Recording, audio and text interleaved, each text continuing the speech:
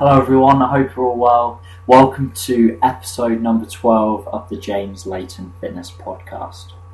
Now in today's episode we're going to be discussing training to failure. So you may have remembered me mention this a few times on some of the other podcasts. However, in today's episode we're really going to be diving deep into this topic. We're going to be discussing, are there any negatives to training to failure too frequently? How often should we be training to failure? Are there certain movements we should be perhaps avoiding failure? And pretty much discussing everything about it and trying to give more of an evidence-based approach on the topic. Now firstly, if you're wondering what on earth is James talking about, what is failure? So failure is essentially the point where you cannot get any more repetitions within a given exercise. So this is the concentric portion of the lift. So for example, if you're doing a bench press, this would be where you've got no more repetitions left in the tank, and if you were to lower the bar to your chest, you wouldn't be able to complete the repetition without having a spotter help you out. So that is concentric failure, and that is what we're going to be just talking about today. Now, some of the preconceived notions you probably have about failure is, if you see the majority of people training in the gym, most of them are under this impression they need to be trained to failure on every single set, regardless of the movement. They have this perceived notion they need to be working harder, and by their definition of working harder, they almost need to be pushing themselves, going to failure on every set, or having force reps from spotters, doing supersets, strip sets, and all those other different techniques that are essentially used to take the muscle group to failure, and then they're almost doing another set on top of that, and then taking that to failure again. It's important to know you can still make progress doing this, and certainly during the beginner and maybe the starting intermediate phase, you're going to be making progress regardless of how you're training, because your body's not used to that adaptive stimulus. You're going to be getting stronger regardless of you're training to failure or not. However, with that being said, as you move towards the latter stages of the intermediate phase and the advanced stage, we need to be a little bit more scientific, train a little bit smarter. And with that being said, I think it's important to firstly take a step back and realise the bigger picture. As we've discussed in some of our episodes, we now know that training volume is one of the biggest primary factors for influencing hypertrophy. That's also with the caveat the load is heavy enough. As I said in some other episodes, if you're just bench pressing with just a bar, you could probably create a lot of volume, doing lots of sets and repetitions. However, the load is not big enough to stimulate growth, so the load does need to be heavy enough. So now we know that training volume is one of the primary factors for influencing hypertrophy, in addition to the load being heavy enough. This should help give us a better picture on how frequently we should be training to failure. Now let me give you an example. So as I discussed a similar example in a couple of other episodes, if we're training to failure too frequently on every single set, we can essentially impede that hierarchy of importance, which is training volume. So let's just say, for example, we're doing a bench press, and this first example we're going to be doing 3 sets. In the first example, this person is going to be trained to failure on every single set. So let's just say, for example, they're doing 100 kilograms. The first set they get 9 repetitions. They train to absolute failure.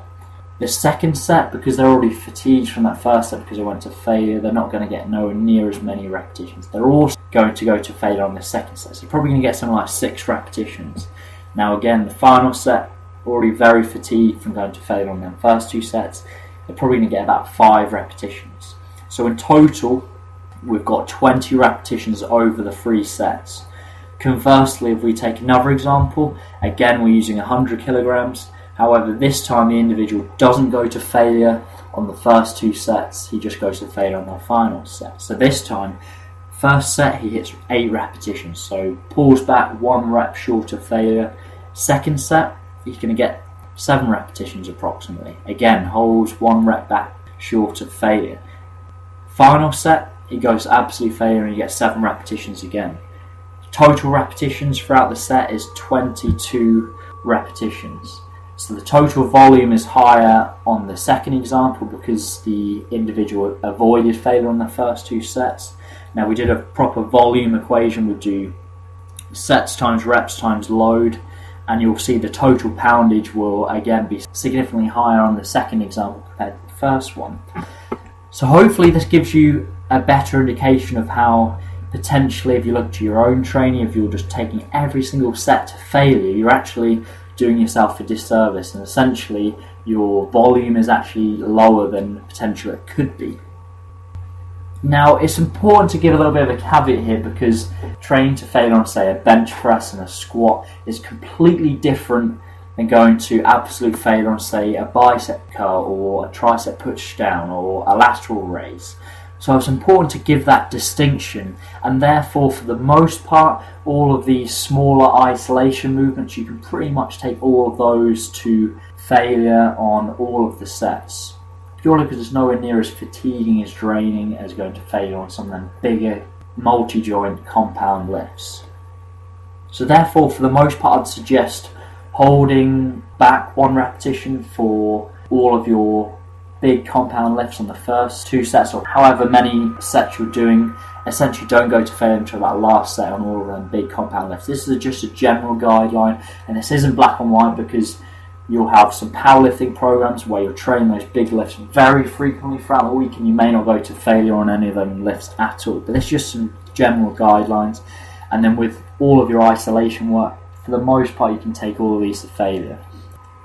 Now, in addition to potentially impeding the training volume within that given exercise and potentially over the course of that session, there's a couple of other issues with training to failure too frequently. The main one is just it makes it significantly more difficult to recover from, not only in the acute session itself, but the following sessions. So if we're constantly putting ourselves into a ground, we're making it more difficult to recover from.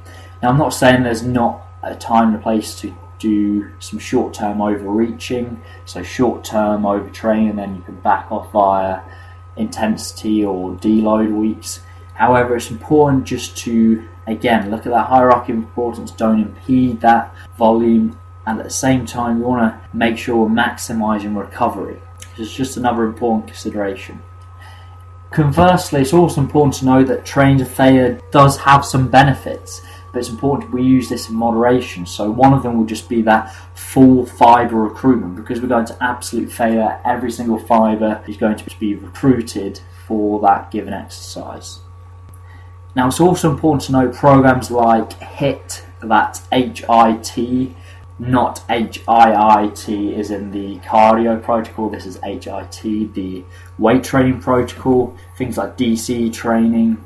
These are all training programs where you're going to failure quite frequently using heavy loads. However, you'll notice from these programs that other variables have been tailored to allow for that. So, for example, the volume is significantly lower to allow for this more frequent failure training.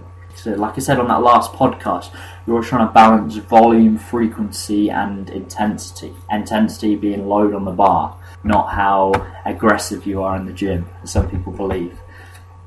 So, conclusions and applications. Just to clarify again, we can potentially impede that hierarchy of importance, increasing training volume over time, with the caveat the load's heavy enough, by going to failure on every single set of every exercise. It's important to note that there's a difference between going to failure on them big compound lifts in comparison to the isolation movements.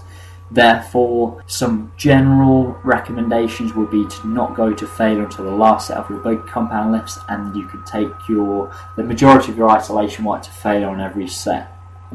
However, like I mentioned, this isn't black and white, and you'll have some outliers within this, some powerlifting programs where you train them big lifts so frequently that you can't afford to go to failure at all in some of the workouts, because you're training that lift again perhaps the next day or the day after.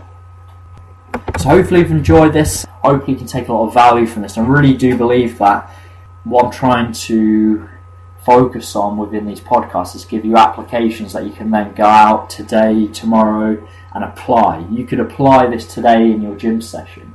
And before we leave, it's important also to note that there will be some psychological challenges trying to put this in place, because especially if you're used to going to failure on every single set, I know I was the same personally in the past, and then I transitioned to this model, it feels very strange. It feels like you're not pushing yourself as much as you were previously. It feels like you almost feel in the gym, or how is this going to work? But you almost have to take a step back, look at the bigger picture, look at how we're increasing volume over time by using this model. Think about the following sessions rather than just an acute session itself, and you'll reap the rewards. I promise you. You need to stay strong mentally in terms of holding back, not going to failure on every single set, and you'll certainly be rewarded. Also, if you haven't downloaded my free ebook, How to Set Up a Nutrition Plan, if you go to James Layton, Layton fitness.co.uk, the tab free ebook is at the top of the page.